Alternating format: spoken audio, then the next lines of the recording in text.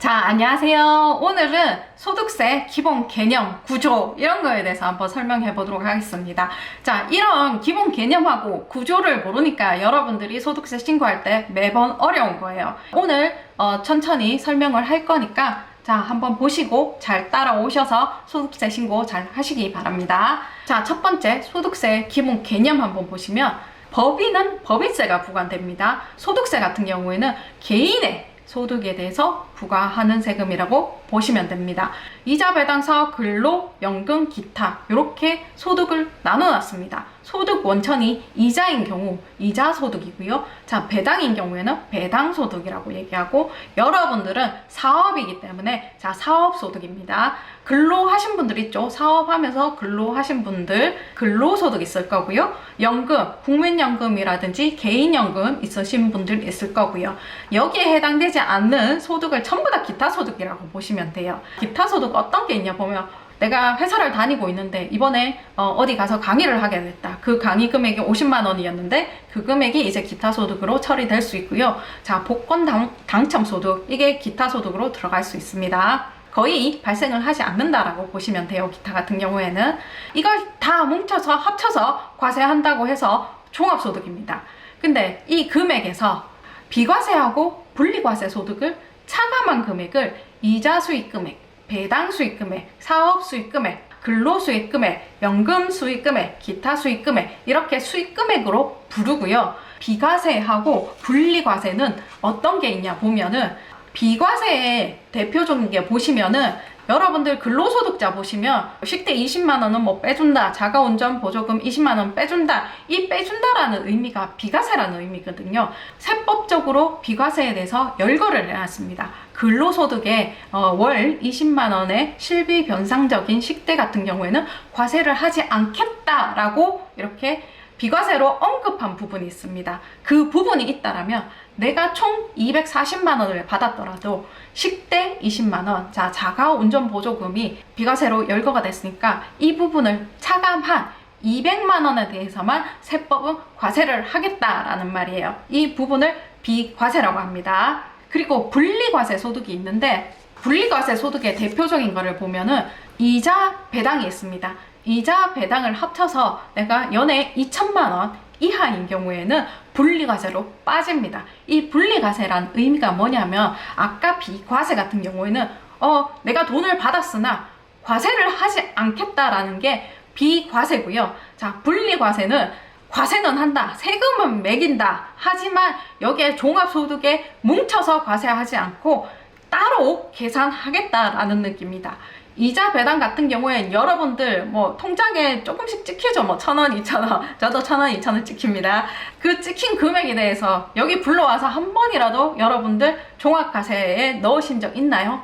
없죠. 왜냐하면은 자, 여러분들이 만원, 2만원 들어올 때 거기 뭐 1,400원, 뭐 1,500원 이런 식으로 빠져서 그 원천징수된 후에 금액이 들어오게 돼 있거든요. 그걸로 과세를 종결시켜 버립니다. 그래서 여기에 종합소득에 같이 소득금액으로 합산되지 않습니다. 이 부분을 분리과세라고 합니다. 자, 그러니까 이자 배당 소득이 합쳐서 2천만 원 이하인 경우에는 분리과세도 빠지기 때문에 여기 종합과세로 들어오지 않습니다. 자, 이런 부분이 이제 사업소득, 근로소득, 연금소득, 기타소득 이렇게 해서 비과세랑 열거된 거랑 자, 분리과세 열거된 게 있습니다. 그 부분을 다 빼고 난 금액을 수익금액이라고 부릅니다. 사업소득 같은 경우에는 평범한 사업을 하고 있다라면 비과세하고 분리과세가 거의 없다라고 보시면 됩니다. 뒤에 쭉 보시면은 자, 논밭 무슨 농가 부업 뭐 이렇게 되어 있습니다. 자, 보시면 언뜻 봐도 나한테는 해당 사항이 없다라고 생각이 되죠. 자, 사업소득에서 이런 비과세와 분리과세 소득을 뺀 나머지를 자, 사업수익금액이라고 얘기를 하는데 여러분들은 거의 해당 사항이 없으니까 사업소득 매출액 금액을 수익금액이라고 보시면 되겠습니다. 사업 수익금액에서 세율을 곱하는 거 아니죠, 여러분들. 원재료 매입한 거 그리고 재료비 매입한 거 여기서 또 빼줘야 되잖아요. 그걸 필요경비라고 합니다. 자, 사업소득자 같은 경우에는 자, 수익금액에서 필요경비를 차감을 해주고 난 금액을 사업소득금액이라고 합니다. 그리고 근로소득자 같은 경우에는 필요경비가 일정치 않습니다. 자, 뭐 어떻게 계산할 수 있는 객관적 증빙도 잘 없고요. 그래서 근로소득 같은 경우에는 필요경비에 대응하는 거를 자, 만들어 놨어요. 식으로. 근로소득 공제라고 얘기를 하고요. 자, 연금소득 공제도 마찬가지고요. 계산으로 어떤 네가 얼마 벌었으면 이만큼은 필요경비 쪽으로 인정을 해주겠다 해가지고 만들어 놓은 게 근로소득 공제입니다. 자, 표를 한번 보시게 되면 근로소득 금액은 자, 총 급여액에서 근로소득 공제 금액을 차감한 금액이다 이렇게 나와 있죠. 자, 보시면 총 급여액 구간이 이렇게 나와 있고 옆에 근로소득 공제 금액이 어떻게 계산되는지 나와 있습니다. 자, 해당 구간에 해당되는 식을 가져와서 대입해서 나오는 금액을 빼준다라고 생각을 하시면 됩니다. 한번 예를 보면 자, 근로소득 3천만 원인 경우 이 부분에 해당 공제식에 해당이 되는 거죠. 한번 넣어보면 750만 원에 3천만 원에서 1,500만 원 뺀 거에 곱하기 15% 해가지고 750만 원 더한 금액이 975만 원이 나옵니다. 자, 이 975만 원을 근로소득 공제로 뺍니다. 자, 그 금액을 이제 근로소득 공제라고 합니다. 연금소득도 똑같습니다. 연금소득 같은 경우에도 자, 필요경비가 뭐 객관적으로 있는 게 아니기 때문에 연금소득 공제라고 해가지고 그 테이블이 또 따로 있거든요. 그 테이블에 넣은 금액을 연금소득 공제라고 해가지고 빼주면 연금소득 금액이 나옵니다. 기타 소득 같은 경우에는 거의 없거나 이것도 마찬가지로 거의 분리과세되기 때문에 여러분들 거의 해당 사항이 없어가지고 이것도 조금 뛰어넘도록 하겠습니다. 자, 이렇게 나온 이제 사업소득 금액, 그리고 근로소득 금액, 뭐 연금소득 금액, 기타 소득 금액, 소득 금액 단계에서 이제 다 금액을 다 더하는 거죠. 다 더한 금액을 이제 종합소득 금액이라고 얘기를 합니다. 자, 우리가 5월 달에 신고하는 종합소득세 같은 경우에는 이 종합소득 금액에서 이제 시작을 하는 겁니다. 뒤에 가시면 소득세율이라고 있습니다. 자, 이런 거는 외우는 게 아니고요. 자, 네이버에 종합소득세율이라고 치면 바로 나옵니다. 자, 이 세율이 매년 바뀌기 때문에 연도는 좀 주의해서 봐주시고요. 자, 2023년도 같은 경우에는 세율은 똑같은데 그 구간이 바뀌었습니다. 자, 2022년도와 비교하면은 뭐 1200에서 1400으로 바뀌었죠, 이게. 이게 어떤 효과가 있냐 하면 세금이 조금 내려가는 효과가 있습니다. 자, 이게 무슨 첫 번째 단계에만 1400이 됐으니까는 뒤로부터는 해당 사항이 없는 거 아니냐 이렇게 얘기하시는데 자, 전 구간에 조금씩 세금이 작년보다 줄어들었다라고 생각을 하시면 됩니다. 법인세만 내린 거 아니에요. 소득세면 소득세고 개인소득세면 소득세지 왜 종합소득세라고 얘기하는지 이제 눈치를 채셨겠죠. 아까 열거된 이자 배당, 사업 근로, 연금 기타 소득을 다 합쳐서 과세를 하기 때문에 종합소득이라고 얘기를 하는 거고요. 근데 그러면은 또 의문이 드는 게 그러면 따로따로 과세하는 것과 이렇게 종합적으로 합쳐서 과세하는 것이 뭐가 다르기 때문에 자, 이렇게 합쳐서 과세를 하는 걸까? 라는 의문이 안 듭니까? 개별 과세의 경우 한번 보겠습니다. 자, 사업과 근로소득 각각 두 개의 소득이 일어났다라고 생각을 해보세요. 그러면 과세 표준이 사업과 근로 각각 뭐 둘 다 1400이었다고 가정하면 세율 단계를 보시면 딱 6% 단계죠. 각각 과세해서 계산을 한번 해보도록 하겠습니다. 1400에 6% 84만원 그리고 근로 1400에 6% 84만원 해서 내가 총 부담해야 될 거는 168만원입니다. 하지만 합산과세하는 경우 1,400만원, 1,400만원 받았으니까 자, 총 내가 본 거는 2,800이 되는 거죠. 자, 2,800의 세율 구간 어딥니까? 여기죠. 세금을 한번 계산해 보도록 하겠습니다. 2,800 곱하기 15% 마이너스 126만원 하면 294만원이 나옵니다. 내가 똑같이 벌었지만 어느 게 세금이 더 많이 내나요? 합산과세 하는 경우가 훨씬 많이 내죠. 자, 이렇게 세수의 확보를 위해서 합산과세를 하는 겁니다. 자, 그리고 여러분들 매우 중요한 개념인데 뭐 제가 설명하면 뭐 그렇구나 이렇게 하는데 실무적으로 제가 상담을 하면 이 부분 굉장히 중요한 부분입니다. 사업소득의 수익금액과 소득금액입니다. 자, 이 두 말은 같은 말일까요? 다른 말일까요, 여러분은? 자, 다른 말입니다. 수익금액하고 비슷한 말이 매출액입니다. 수익금액하고 소득금액, 매출액 금액하고 소득금액은 전혀 다른 말입니다. 보시면 수익금액은 여러분들 비슷하게 저희가 하는 전문적인 영역에서는 수익금액하고 매출액 금액하고 다릅니다. 하지만 여러분들은 수익금액 이꼬르 거의 매출액이라고 보시면 됩니다. 매출액에서 필요경비, 본인이 원재료 사고 사업을 위해서 투입한 비용을 필요경비라고 얘기를 하고요. 수익금액, 매출액에서 경비 뺀 거를 소득금액이라고 합니다. 자, 수익금액 같은 경우에는 홈택스에서 부가세 과세 표준 증명에 가면 확인을 할 수 있고요.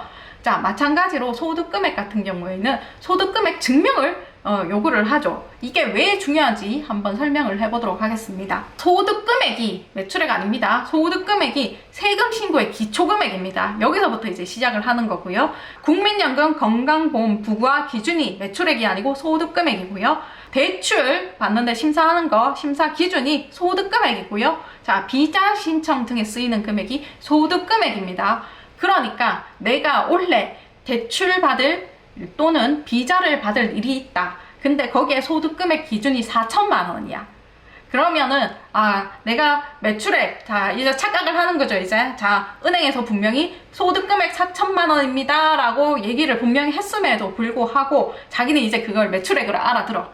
그러면 내 매출액 이번에 4,500이었으니까 당연히 대출을 받을 수 있겠다, 비자를 받을 수 있겠다, 이렇게 생각을 하는 거예요.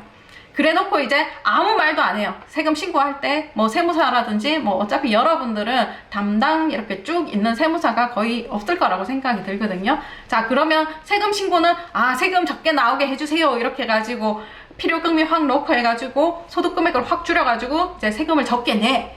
근데 막상 이제 대출하려고 보면 이제 대출이 안 나오죠. 왜냐하면 수익금액 4,500만 원인데 거기에 경비 3천만 원 들여가지고 이제 세금 안 내게 만들었어. 그럼 소득금액이 얼마입니까? 1,500이에요. 그러면 대출이 안 나옵니다, 여러분들. 이거 굉장히 헷갈려가지고 자, 4천만 원 매출액 맞춰주세요 이렇게 얘기를 하거든요.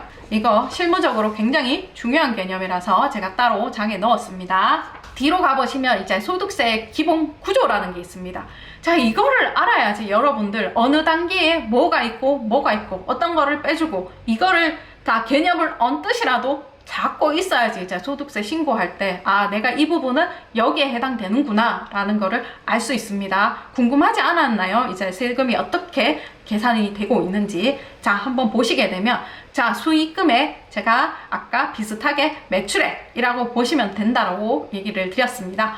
매출액에서 자, 필요경비 차감한 것을 소득금액이라고 합니다. 그게 만약에 4,025만 원이었다라고 가정을 하면 소득공제는 자, 소득금액에서 일정 요건이 되면 그 금액은 빼주겠다라는 금액이거든요. 자, 어떤 게 있냐면 인적공제. 자, 한 명에 뭐 150만 원, 뭐 장애인 200만 원. 이거 여러분들 언뜻 들어보셨죠? 그걸 인적공제라고 하고요. 소득공제 안에 있습니다. 소기업 소상공인공제. 자, 노란 우상공제 부금. 그거 말하는 거예요. 국민연금 공제. 1년 동안 내가 국민연금 납부한 게 자, 필요경비 단계에서 빼주는 게 아니라 소득공제 단계에서 빼주는 겁니다. 자, 연금저축공제. 납입한 거 여기서 빼준다라는 얘기고요. 소득금액에서 소득공제에 차감한 금액을 과세표준이라고 합니다.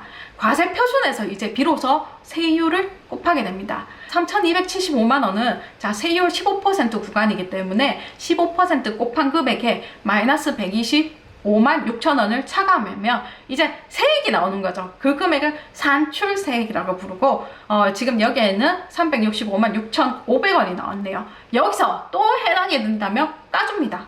자, 세액 감면이 있고 세액 공제가 있습니다. 뭐 비슷비슷한 말인데 세액 감면 같은 경우에는 퍼센테이지로 크게 해줍니다. 세액 공제 같은 경우에는 10,000원, 20,000원 이렇게 단위로 이렇게 좀 작게 해준다라고 그 개념의 차이지 어차피 산출세액 부분에서 뭘 까준다, 공제해준다 이 개념은 같은 개념입니다. 여러분들 중에 세액 감면에 해당될 만한 게 뭐가 있냐? 중소기업 특별세액 감면, 요거는 해당되신 분 많고요. 자, 창업 중소기업 감면, 요것도 덜어 있거든요. 요거 창업 중소기업 감면은 최대 100%입니다. 100%면 세금 안 내는 거고요. 50% 해주기 때문에 엄청난 절세가 일어납니다. 만약에 요게 해당될 것 같다라고 하시는 분들은 본인이 이거 판단하면 절대 안 되고요. 세무사와 의논해가지고 이게 본인이 하기 어려우니까는 자, 의논해서 이분들은 들어가는 게 훨씬 절세입니다. 본인이 하시는 것보다. 세액공제 같은 경우에는 자녀세액공제 있고요. 뭐 특별세액공제, 자, 전자세액공제가 있어요. 요거 뭐 다 합쳐도 얼마 안 되거든요. 여러분들 요거는. 자, 그렇게 해서 산출세액에서 세액 감면 빼고 세액공제 뺀 거를 이제 결정세액이라고 해요. 결정이 다 됐어. 근데 내가 또 가산세가 있을 수 있어요. 자, 여러분들이 많이 해당될 법한 가산세는 뭐가 있냐? 사업용 계좌 미신고, 현금 영수증 미감액 미발행. 현금 영수증 감액, 이거는 사업을 시작하자마자 이거 감액 그거 해버리세요, 홈택스에서. 왜냐하면 이게 업종이 계속 늘어나요. 이게 의무 가입 업종이 계속 늘어나기 때문에 무조건 하세요. 그냥 이게 가산세 대상 안 되려면. 만약에 이런 가산세 대상이 되면 위에 감면 있죠, 세액 감면, 이런 거 감면 못 받습니다. 자, 지급조서 미제출 등이 있고요. 만약에 해당된다라면 가산세까지 계산해서 넣어야 되고요. 자, 그리고 기납부세액이라고 있는데 이게 뭐냐? 여러분들 중에 11월 달에 중간예납 하신 분들이 있을 거예요. 자, 소득세 중간예납입니다. 내세요 해가 11월 31일까지 금액을 내신 분이 있다라면 그 금액을 여기서 차감해 준다는 거예요. 11월 달에 중간예납세액 같은 경우에는 이번에 낼 거를 미리 냈다라고 생각을 하시면 되고요. 인적용용 사업자 같은 경우에는 3.3% 떼죠. 그 금액을 이제 먼저 낸 세금이죠. 받을 때 조금씩 떼서 내가 세무서에 갖다 냈다라고 보시면 돼요. 그 3.3%를 기납부세액이라고 보시면 됩니다. 근데 3.3%인데 여기엔 3%밖에 안 들어갔어요, 이렇게 얘기를 하시는데 0.3%, 그러니까 소득세의 10% 같은 경우에는 지방세이기 때문에 그거는 여기에는 국세 신고할 때 넣는 게 아니고 지방세를 또 따로 신고해야 되는데 그 지방세 넣을 때 신고를 해주는 겁니다.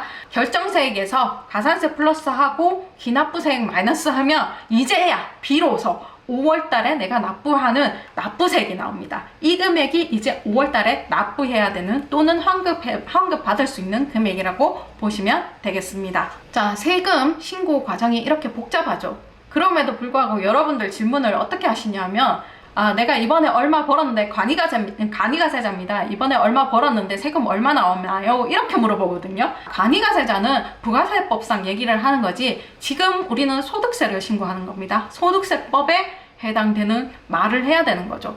이렇게 얘기를 하고 세금 얼마 나와요? 이렇게 얘기를 하시는 분들이, 질문을 하시는 분들이 많아요. 자, 이걸 한번 보시고 깨달으시면 이제 그런 질문 안 하시겠죠?